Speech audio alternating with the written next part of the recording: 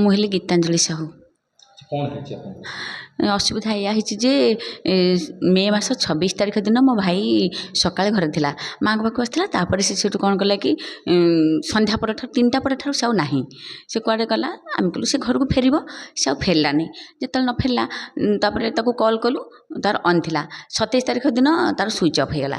Switch off ହେଲା ପରେ 27 ଗଲା, 28 ଗଲା, 29 ଗଲା, 30 ଗଲା, 31 ତାରିଖ ଦିନ ପର୍ଯ୍ୟନ୍ତ ବି ତାର ସୁଇଚ୍ ଅଫ୍ ଥିଲା।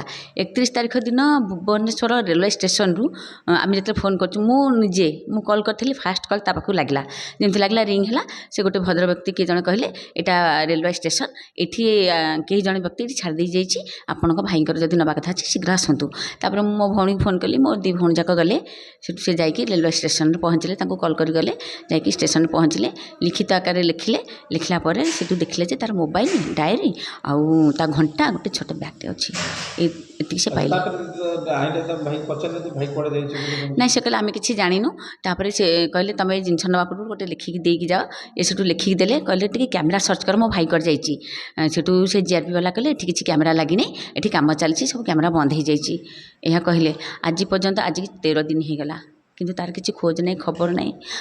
ଆମର ଗୋଟିଏ ବୋଲି ଭାଇ, ତାପରେ ଆମେ 4 ଭଉଣୀ, ଗୋଟେ ପାଗଳି ଭଉଣୀଟେ। ତାପରେ ମାଆଟା, ସେ ଭାଇ ଉପରେ ଆମେ ସମସ୍ତେ ନିର୍ଭର କରୁଛୁ। ମାଆଟା ଆମର ପାଗଳି ଭଳିଆ ହେଉଛି।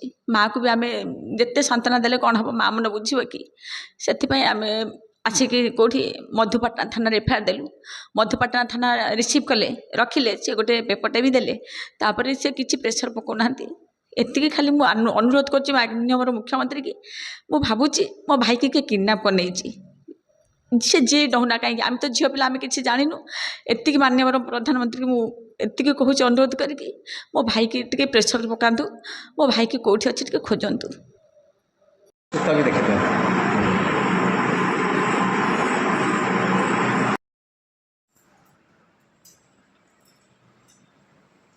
ଆପଣଙ୍କ ନାଁଟା ଟିକେ ପରିଚୟ ଦିଅନ୍ତୁ। ମୋ ନାଁ ଦମୟନ୍ତୀ ସାହୁ। କ'ଣ ହେଇଛି ଆପଣଙ୍କର ଅସୁବିଧା? ସାବିତ୍ରୀ ଦିନଠୁ ମୋର ଗୋଟିଏ ବୋଲି ପୁଅ ନିଖୋଜ ଅଛି। ମୁଁ ସେ ଖାଇବା ପିଇବା ସବୁ ଛାଡ଼ି ସାରିଲିଣି। ବହୁତ ଆଡ଼େ ପିଲା ଖୋଜିକିରି ତା ପୋଷ୍ଟର ମାରିଲେଣି, କୋଉଠୁ ମିଳୁନି। ତା ବ୍ୟାଗ୍ ଭୁବନେଶ୍ୱରରୁ ପାଇଲେ, ଘଣ୍ଟା ଅଛି, ମୋବାଇଲ ଅଛି, ବ୍ୟାଗ୍ ପଡ଼ିଛି ଭୁବନେଶ୍ୱର ଷ୍ଟେସନ ମାଷ୍ଟର ଦେଇଛନ୍ତି। କ'ଣ ଭାବୁଛନ୍ତି ଆପଣ? କ'ଣ କୁଆଡ଼େ ଯାଇଛି, କ'ଣ କରିଛି, ମୁଁ କିଛି ଜାଣେନି ବାପା। ମୋର ସେ ଗୋଟିଏ ବୋଲି ଛୁଆ। ମୁଖ୍ୟମନ୍ତ୍ରୀଙ୍କୁ ମୁଁ ଅନୁରୋଧ କରୁଛି, ମୋ ଛୁଆକୁ ନ ଫେରେଇଲେ ମୁଁ ମରିଯିବି ଧନ। ଏ ବିଷୟରେ ଆପଣ ଥାନାକୁ ଜଣାଇଥିଲେ? ହଁ, ଥାନାରେ ଜଣେଇଛି, ଭୁବନେଶ୍ୱର ଥାନାରେ। ଏଇଠି ସେ ଯେଉଁ କ'ଣ ଭୁବନେଶ୍ୱରରେ ରିପୋର୍ଟ ଦିଆହେଇଛି। ଏପର୍ଯ୍ୟନ୍ତ ଖୋଜ ଖବର ନାହିଁ। ସବୁଆଡ଼େ ପୋଷ୍ଟର କରି ମାରିଛୁ ଧନ, ଖୋଜ ଖବର ନାହିଁ ମୋ ପିଲାର। କେତେବେଳେ ଗଲା, କୋଉ ଜାଗାରୁ ଗଲା? କୋଉ ଜାଗାରୁ ଗଲା କହିପାରିବିନି। ସାବିତ୍ରୀ ଦିନ ସକାଳ 7ଟାରେ 6ଟାରେ ଆସିକି ମୋତେ ମାଗିଲା ଟଙ୍କା 6000 ଦିଅ। ମୁଁ କହିଲି ମୋର ପେନ୍ସନ୍ ଆସିଲେ ଦେବି, ମୋ କତିରେ ପଇସା ନାହିଁ, ମୁଁ କୋଉଠୁ ଆଣିକି ଦେବି ଧନ। ତାପରେ ତ ଯାଇଛି ଆଉ। ଆଚ୍ଛା, କିଛି ଘରେ ଝଗଡ଼ା ଫଗଡ଼ା କିଛି କରିଥିଲା? କିଛି କରିନି, ଝଗଡ଼ା ଝାଟି କିଛି ନାହିଁ। ଆଚ୍ଛା, ପୁଅ କାହା ସାଙ୍ଗେ ଝଗଡ଼ା ଝାଟି କିଛି କରିଥିଲା? ଝଗଡ଼ା ଝାଟି କରିଥିଲା ମୋ ଦିଅର ସାଙ୍ଗରେ। କେତେ ଦିନ ହେଇଗଲା? ସେ ହେଇଗଲାଣି, ସାବିତ୍ରୀ ଥାଇକିରି ଯାଇଥିଲୁ ଗାଁକୁ। ସେ ମିଛରେ କହିଥିଲା ମୋ ଜମି ନେବ ବୋଲିକିରି। ମୁଁ ଜମି ବିକିକିରି ତାଠୁ 1,00,000 ଟଙ୍କା ଆଣିଛି ବୋଲି। ସେଇଆ ଶୁଣିକିରି ରାଗିକିରି ମୋତେ ନେଇକି ଯାଇଥିଲା ଜଗତସିଂହପୁର ସାନ ମୁଣ୍ଡିଲ। ସେ ତାରି ସାଙ୍ଗରେ ଝଗଡ଼ା ହେଇଥିଲା। ସେ ପୁଲିସ ବାଲାକୁ ଡାକିଥିଲା, ଜଗତସିଂହପୁର ପୁଲିସ ବାଲା ଆସିଥିଲେ। ପୁଲିସ ବାଲାକୁ କହିଲା ଯେ ତା ପୁଅ ମୋତେ ବନ୍ଧୁକ ଦେଖାଉଛି।